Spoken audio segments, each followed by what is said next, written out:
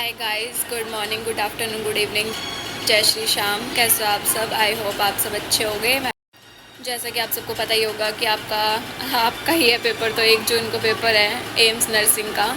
तो I know आप लोग बहुत परेशान हो गए, बहुत ये भी लग रहा होगा पता नहीं क्या होगा, पता नहीं क्या होगा, क्योंकि हम सबको लग रहा था। तो वैसे ज़्यादा डॉक्यूमेंट ये लोग मांगते नहीं हैं और सिंपल से कपड़े पहन के जाने हैं, लोअर टी शर्ट पहन के चले जाना। जो सूट पहनता है वो सूट भी पहन के जा सकता है, सिंपल पहन के जाना है, ज़्यादा प्रिंटेबल नहीं होना चाहिए। बाल बाल वैसे रबर डाल के एक बार चले जाना, लेकिन वो बाल खुलवा देते हैं। हमारे तो खुलवा दिए थे और वो एक पतला सा रबड़ दिया था हमें और वो भी टूट गया था। फिर लास्ट टाइम पे ऐसे ही हाथ के साथ बिना रबड़ वबड़ के फिर जोड़ा बनाना पड़ा था, क्योंकि बहुत गर्मी थी अंदर। हमारे में तो एसी भी नहीं था, मैं तो मर गई थी, बहुत सफोकेशन हो गई थी। तो फिर बाल वगैरह पिन वगैरह कुछ भी अलाउड नहीं होता। तो और कपड़े भी बहुत सिंपल और नीचे चप्पल ही पहन के जानी है, शूज़ वगैरह भी अलाउड नहीं होते। ये तो नॉर्मल सी चीज़ें हैं। और आपको लेके भी ज़्यादा कुछ नहीं जाना है, सिर्फ एक एडमिट कार्ड का प्रिंट लेके जाना है और एक वैलिड आईडी प्रूफ लेके जाना है, जिसमें हम लोग वैसे मोस्टली आधार कार्ड ही लेके जाते हैं। तो आधार कार्ड लेके जाना है और अपनी पासपोर्ट साइज़ फ़ोटो रख लेना। वैसे चाहिए नहीं होती लेकिन फिर भी रख लेना, क्योंकि हमें चाहिए नहीं ना कि हम लास्ट टाइम पे पैनिक हो जाएं, कुछ भी हो जाए, क्या पता चाहिए हो किस टाइम पे वो लोग क्या बोल दे, कुछ पता ही नहीं चलता। तो इसलिए हम लोग रख लेंगे तो हमारी सेफ्टी है। तो फिर हम लोग हाँ, एडमिट कार्ड की भी 2 फोटोकॉपी रख लो, क्योंकि क्या ही जा रहा है एक फ़ोटोकॉपी, क्या पता लास्ट टाइम पे कहाँ क्या हो जाए, वो उस पर पानी गिर जाए, आग लग जाए, कुछ भी हो सकता है।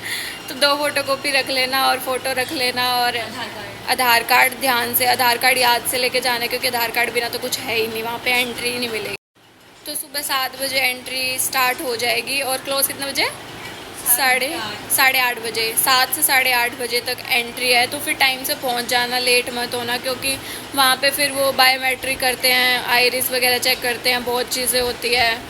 तो फिर उन सब में बहुत टाइम चला जाता है और भीड़ भी इतनी होती है ना, तो फिर इन सब चीज़ों में बहुत टाइम जाता है। और फिर हम लोग ये है कि हम लोग जितना जल्दी जाएंगे वहाँ पे सेटल हो जाएंगे, वहाँ पे बैठ के हम लोग रिलैक्स करने का हमें टाइम मिल जाएगा। 9 से 11 बजे तक तो पेपर है ही, वो तो होना ही है, वो तो सबको पता ही होगा। हाँ पेपर देते हैं कैसे नहीं पता। हाँ, और कंप्यूटराइज पेपर होता है, उसमें कुछ नहीं है। वो लोग मतलब ऑलरेडी सब कुछ सेट होता है, सीधा हमें जो एक वो कोड वगैरह डालना होता है, फिर उसके बाद हमारे पास क्वेश्चन पेपर आ जाता है। क्वेश्चन पेपर आ जाता है। इसमें ऐसे नहीं है कि हम लोग OMR भर रहे हैं कि एक बार भर दिया तो भर दिया, ऐसा नहीं है। हम लोग चेंज भी कर सकते हैं उसको और डाउट में भी रख सकते हैं। वैसे हम लोग वहाँ पे देखते हैं, लिखा रहता है साइड में, तो हमें पता चल जाएगा कि हमें कैसे क्या करना है, तो उसको हम चेंज कर सकते हैं। और ऊपर ऑप्शन आता है कि हम लैंग्वेज भी चेंज कर सकते हैं। किसी क्वेश्चन को अगर हमें इंग्लिश में देखना है तो हम इंग्लिश में देख सकते हैं, हिंदी में देखना है तो हम लोग हिंदी में दे सकते हैं। ऐसे नहीं है कि इंग्लिश है तो इंग्लिश ही रहेगा, हिंदी है तो हिंदी रहेगा। कई बार ये होता है कि कोई क्वेश्चन हमें हिंदी में हिंदी में समझ आ जाता है और कोई होता है जो हमें इंग्लिश में समझ आ जाता है। तो फिर हम लोग चेंज कर सकते हैं अपनी सहूलियत के हिसाब से। और कोई डाउट में है तो वो भी चेंज कर सकते हैं। ऐसा नहीं है, फिक्स नहीं है कि एक बार कर दिया तो कर दिया। यही बेनिफिट होता है कंप्यूटराइज होने का। और अगर किसी के कंप्यूटर में वैसे तो कोई दिक्कत आती नहीं है, फिर भी अगर बाई चांस किसी के कंप्यूटर में कोई दिक्कत आ जाती है तो पहले ही उनको इन्फॉर्म कर देना, वो लोग सही कर देंगे। और पैनिक मत करना, क्योंकि फिर बाद में जब अपने को टाइम मिलेगा फिर उसके पैनिक में आप लोग ये सोचोगे टाइम चला गया, ये चला गया, वो चला गया, तो आंसर भी गलत कराओगे। तो ऐसे मत करना, जो भी सही होगा अच्छे से होगा। रिलैक्स करना, इतना मुश्किल पेपर नहीं आता, अच्छे से अगर पढ़ रखा होगा तो आपको हो जाएगा। और एक रफ शीट और पेन मिलेगा। ऐसे नहीं है, फिज़िक्स के क्वेश्चंस के लिए आप लोग वो यूज़ कर सकते हो। और एक पेज काफ़ी होता है, वैसे इतना ज़्यादा सॉल्व करने की ज़रूरत भी नहीं होती। हम तो उसमें पता नहीं क्या क्या छाप आए थे, फिर उसमें हमें बाद में पता चला था कि ये वापस भी लेने वाले हैं। मैं उसमें नाम वाम पता नहीं क्या क्या लिख के आ गई थी। फिर बाद में वो ऐसे कह रहे कि ये पेज वापस दे दो, मैं कहा ये वापस भी लेंगे। और जनरल नॉलेज के क्वेश्चंस का ध्यान रखना, लेटेस्ट इवेंट के।